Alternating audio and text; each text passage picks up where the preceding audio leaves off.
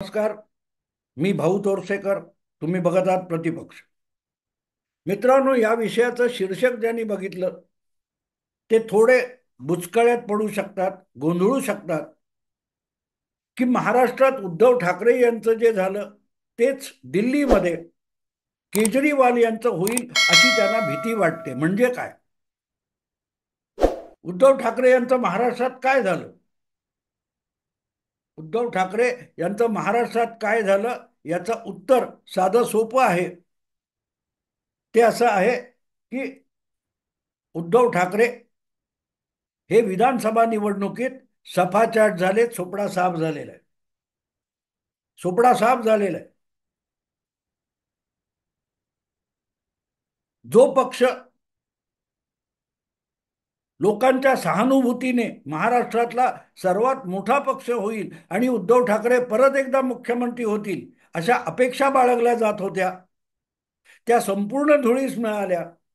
आणि मुख्यमंत्री पद सोडाच, विरोधी नेतेपद सुद्धा मिळेल की नाही अशा चिंतेचा विषय उद्धव ठाकरे यांच्या समोर उभा राहिला. याला महाराष्ट्रात उद्धव ठाकरे होणं म्हणतात. उद्धव ठाकरे होणं म्हणतात. महाराष्ट्रात जे चार प्रमुख पक्ष होते, शिवसेना, भाजप, काँग्रेस आणि राष्ट्रवादी, यांच्याबद्दल हे सगळे पक्ष तुल्यबळ मानले जात होते. पण 2019च्या निवडणुकीनंतर मुख्यमंत्री पदाच्या हव्यासासाठी उद्धव ठाकरे यांनी ज्या काय चुथडा करून टाकला, त्यातूनच त्यांनी आपल्या दुर्दशेला आमंत्रण दिलेलं होतं. आणि त्याचाच परिणाम आपण बघतोय. मी नेहमी एक गोष्ट सांगतो मित्रांनो, मी जे काय राजकारणाचं विश्लेषण करतो आणि माझं जे राजकारणाविषयी आकलन आहे ते राजकीय थिअरीमधून आलेलं नाही, राजकीय तत्वज्ञानातून आलेलं नाही किंवा राज्यशास्त्राच्या तत्वज्ञानातून आलेलं नाही. माझ्यासमोर गेल्या 50, 55, 60 वर्षामध्ये जसं राजकारण उलगडत गेलं, मी ते समजून घेता घेता माझा राजकारणाची एक वेगळी आकलन शक्ती तयार झाली. आणि म्हणून मी नेहमी सांगतो की कुठलाही राजकीय पक्ष किंवा राजकीय नेता हा कुठल्याही त्याच्या विरोधकांना संपवता येत नसतो. तुम्हाला कुठलाही नेता, कुठलाही पक्ष संपवू शकत नसतो. तुमच्या विनाशाला तुम्ही आमंत्रण देता असं माझं म्हणणं आहे. आजपर्यंत भारताच्या राजकारणामध्ये जे जे पक्ष रसातळाला गेले, नामशेष होऊन गेले, किंवा जे जे पक्ष प्रचंड यशाच्या शिखरावर चढले, त्याला त्याला त्या पक्षाचं नेतृत्व आणि त्यांचे दृष्टिकोन आणि त्यांचे कार्यक्रम कारणीभूत आहेत. त्यांनी मेहनत घ्यायची असते, त्यांनी चुका करायच्या नसतात, होणाऱ्या चुका टाळायच्या असतात किंवा दुरुस्त करायच्या असतात. उद्धव ठाकरे यांनी नुसती चूक केली नव्हती, तर आपण चुकलोच नाही हा जो अट्टाहास आहे त्याने उद्धव ठाकरे यांचं अधिक नुकसान केलं. अधिक नुकसान केलं. पक्ष फुटला, पक्षाचं चिन्ह केलं आणि शेवटी विधानसभा निवडणुकीत अवघ्या 20 आमदारांपर्यंत येऊन अडकले. आणि तेवढ्यावर भागत नाही, तर आपला प्रचंड प्रमाणावर आपला सहानुभूतीदार असलेला, आपल्याविषयी आस्था असलेला, पक्षाविषयी आस्था असलेला मतदार सुद्धा उद्धव ठाकरे गमावून बसले. आणि ही गोष्ट एकनाथ शिंदे गुवाहाटीला निघून गेले असताना सांगत होते की काँग्रेस आणि राष्ट्रवादीची साथ सोडा, आम्ही परत येतो. काय सांगत होते एकनाथ शिंदे? ते एकनाथ शिंदेने उद्धव ठाकरे यांच्याकडे कुठचंही पद किंवा अधिकार मागितला नव्हता. त्यांनी सांगितलं होतं, आम्ही शिवसेनेतच आहोत, आम्हाला शिवसेनाच राहायचं आहे. पण बाळासाहेबांनी काँग्रेस बरोबर जाणं म्हणजे आत्मघाताला आमंत्रण आहे, काँग्रेस बरोबर जाण्यापेक्षा मी शिवसेना हा पक्ष बंद करीन असं सांगितलं होतं. त्याची जाण ठेवा आणि काँग्रेस आणि राष्ट्रवादीची साथ सोडा, हेच एकनाथ शिंदे गुवाहाटीहून सांगत होते. पण उद्धव ठाकरे आपली चूक मान्य करायला तयार नव्हते, की चूक सुधारायला तयार नव्हते. आणि तिथेच उद्धव ठाकरे यांनी आपल्या आणि आपल्या पक्षाच्या राजकारणाच्या दुर्दशेला आमंत्रण दिलेलं होतं. थोडक्यात भाजपने त्यांचा पक्ष फोडला, भाजपने त्यांच्या पक्षाला नामशेष केलं किंवा हरवलं, हे आरोपामध्ये काडी मात्र तथ्य नाही. कुठलाही पक्ष कोणालाही संपवू शकत नाही. 2002 पासून 22-23 वर्ष नरेंद्र मोदी आणि त्यांचा भारतीय जनता पक्ष यांना गुजरातमधून नामशेष करून टाकण्यासाठी देशातले सगळे पुरोगामी पक्ष एकत्र आले. केंद्रातली सत्ता त्यांच्या मदतीला होती. देशातले सगळीच्या सगळा मीडिया आपली ताकद मोदींच्या विरुद्ध झोकून देत होता. जगाच्या अत्यंत समर्थ अशा महाशक्ती मानल्या जाणाऱ्या देशांनी मोदींच्या विरोधात तलवार उपसलेली होती. मोदींचा व्हिसा रद्द झाला होता. कुठल्याही देशात मोदींना येऊ द्यायचं नाही हे सगळं झालं होतं. तरी त्याला मोदी पुरून उरले.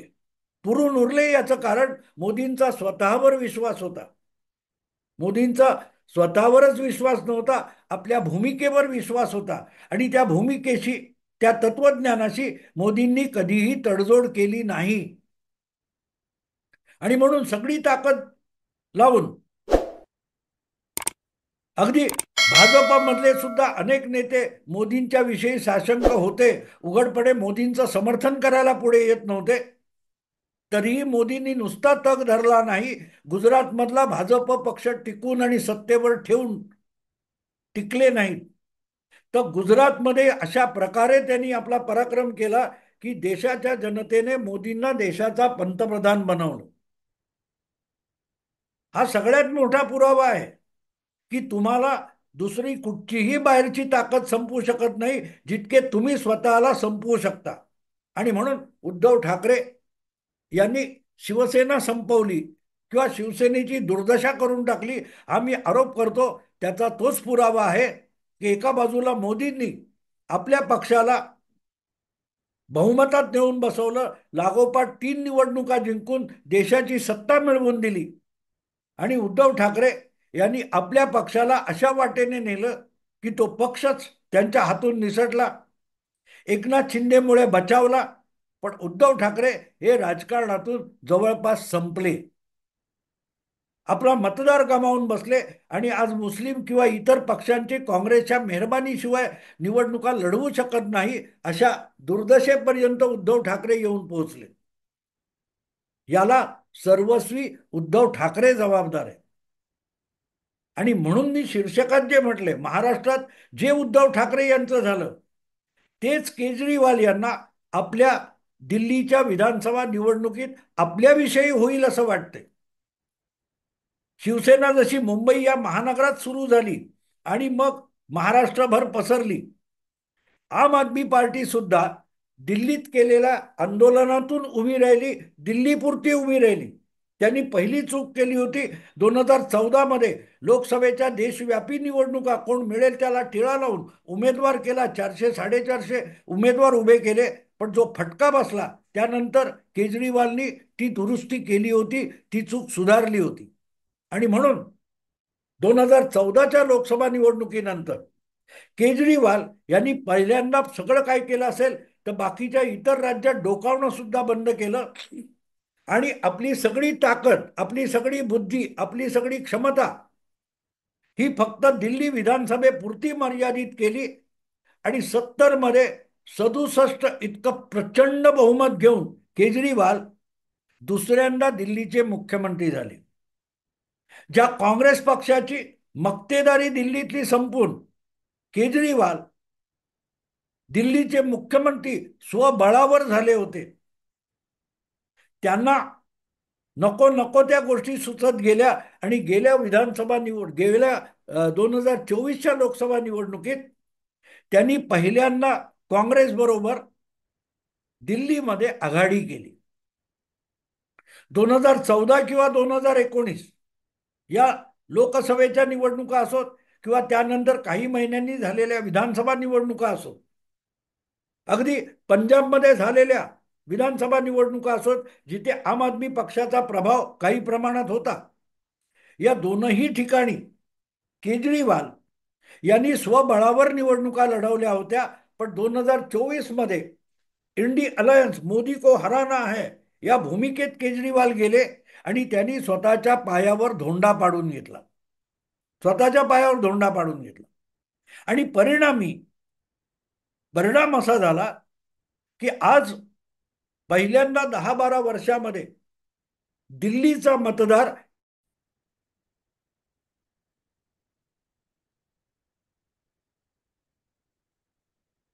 पहिल्यांदा केजरीवाल यांचा दिल्लीतला मतदार हा गोंधळलेला आहे. कारण अवघ्या काही महिन्यांपूर्वी 2024च्या लोकसभा निवडणुकीत केजरीवाल यांनी पहिल्यांदा दिल्लीमध्ये काँग्रेस बरोबर हातमिळवणी केली. मोदींना पराभूत करण्याच्या नादात केजरीवाल यांनी दिल्लीच्या 7 जागांपैकी 4 जागा स्वतः लढवल्या आणि 3 जागी काँग्रेसला पाठिंबा दिला. काँग्रेसच्या उमेदवारांचा प्रचार केला आणि त्यामुळे जे केजरीवाल लोकसभा निवडणुकीत हाताच्या पंजावर शिक्का मारायला सांगत होते आणि राहुल गांधी किंवा काँग्रेसची भलावण करत होते, त्याच काँग्रेस विरुद्ध आज केजरीवाल जो प्रचार अपप्रचार वगैरे वगैरे करत आहेत, त्याविषयी सामान्य मतदाराच्या मनात आशंका निर्माण झाली, तर गैर लागू म्हणता येणार नाही. खरं तर केजरीवाल हे दिल्लीत काँग्रेस पक्षाचाच वोटर बेस खाऊन आपला पक्ष उभा करून सत्तेवर आलेले होते. त्यामुळे दिल्लीमध्ये भाजपशी किंवा इतर कोणाशी हातमिळवणी करणं वेगळं आणि काँग्रेस पक्षाबरोबर हातमिळवणी करणं वेगळं. जेव्हा एखादा पक्ष हा दुसऱ्या पक्षाच्या विरोधात म्हणूनच राजकारणात येतो, उभा राहतो, तेव्हा त्याच पक्षाची हातमिळवणी करणं हे आत्मघातकी असतं. हिंदीत म्हणतात ना, घोडा चारे से दोस्ती करेगा, घोडा घास से दोस्ती करेगा तो खाएगा क्या. ज्या काँग्रेसला खाऊन आम आदमी पार्टी दिल्लीमध्ये विस्तारली, वाढली आणि आपल्या पायावर भरभक्कमपणे उभी राहिली. काँग्रेसचाच मतदार बळकावून आम आदमी पक्ष हा दिल्लीमध्ये उभा राहिला. सतत भाजप बरोबर आम आदमी पार्टीची निवडणुकीत थेट लढाई असली तरी आम आदमी पक्षाचा मतदार हा प्रामुख्याने काँग्रेस पक्षाचा उमेदवार मतदार राहिलेला आहे.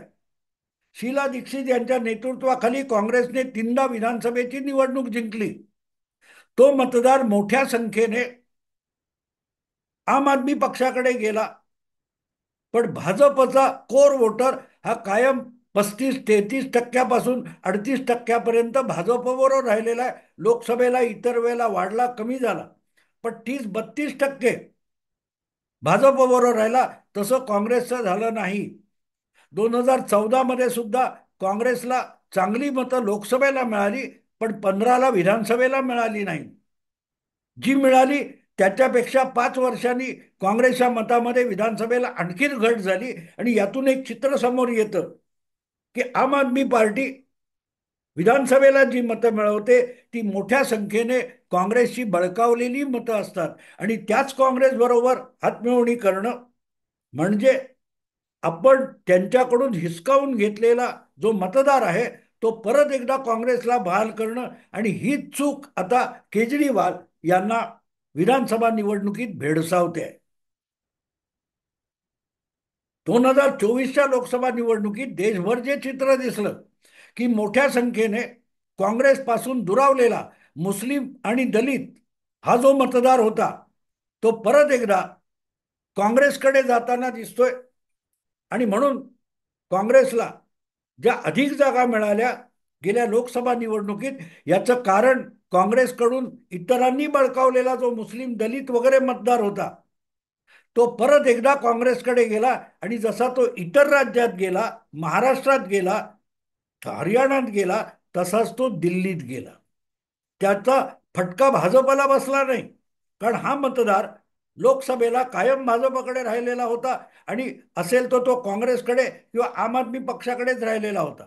आणि म्हणून दिल्लीच्या 7ही जागा भाजप परत जिंकला आणि काँग्रेस बरोबर हातमिळवणी करून आम आदमी पक्ष तिसऱ्यांदा लोकसभा निवडणुकीत दारुण पराभूत झाला. पण या निमित्ताने आपण एकमेव काँग्रेस विरोधी कट्टर विरोधक आहोत ही जी प्रतिमा केजरीवालनी बनवली होती ती लोकसभा निवडणुकीने धुळीस मिळवली. केजरीवाल आणि काँग्रेस पक्ष यात काडीचा फरक नाही.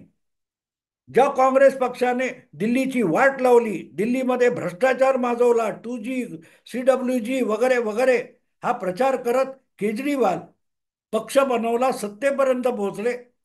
त्याच केजरीवालनी गेल्या लोकसभा निवडणुकीत त्याच काँग्रेस बरोबर हातमिळवणी केली, नवे काँग्रेसचा प्रचार केला. तिथेच काँग्रेसची शिवसेना झालेली होती. आणि काँग्रेसची शिवसेना म्हणजे उद्धव ठाकरेंची शिवसेना. बाळासाहेब म्हणाले होते की काँग्रेस व्हायची वेळ आली, काँग्रेस बरोबर जायची वेळ आली तर मी शिवसेना बंद करून टाकीन, बरखास्त करून टाकीन. पण उद्धव ठाकरे यांनी ती चूक केली आणि शिवसेना बरखास्त करायची वेळ मतदारानेच उद्धव ठाकरे यांच्यावर आणलेली आहे. आणि नेमकी हे सगळं समोर असताना केजरीवाल यांच्याकडून ती चूक झालेली आहे. आणि त्यामुळे आज केजरीवाल हे भयभीत झालेले आहेत. दिल्लीची सत्ता, त्यांचा बलीन झालेली प्रतिमा, भ्रष्टाचार म्हणून झालेले आरोप, या सगळ्यामध्ये काँग्रेस पहिल्यांदा पूर्ण ताकदीने येते गेल्या 10 वर्षात काँग्रेस पहिल्यांदा आपली सगळी ताकद पणाला लावून दिल्लीच्या विधानसभा निवडणुकीत उतरलंय. याचा अर्थ आपला जो मतदार आम आदमी पक्षाने हिरावून घेतलेला आहे, पळवून नेलेला आहे, तो परत आणण्यासाठी काँग्रेसने कंबर कसलेली आहे. आणि जेव्हा याची जाणीव झाली तेव्हा केजरीवाल यांचा धीर सुटलेला आहे, यांचा धीर सुटलेला आहे.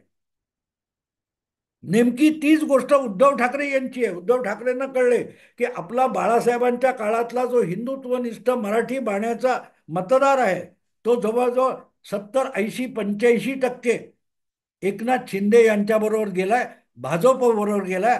आपल्याला काँग्रेसच्या मतदारांच्या मदतीवरच निवडणुका लढवणं भाग आहे.